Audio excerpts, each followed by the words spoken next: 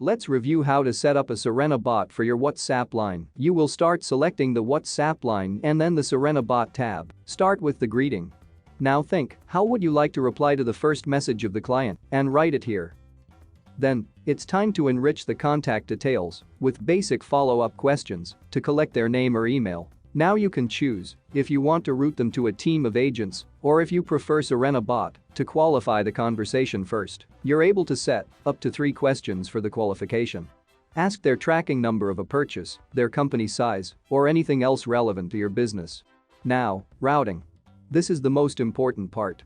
Guide your new contacts to the right team with custom options for your conversation flow. Click here to add a new option. Write down the label and choose which action will be performed. When transferring, you'll have to select the team destination. You can add follow-up questions for a detailed answer. When archiving, you'll have to select the reason. Once it's saved, you can see how the Sirena Bot greets, qualifies, and routes all your new conversation in WhatsApp for your business.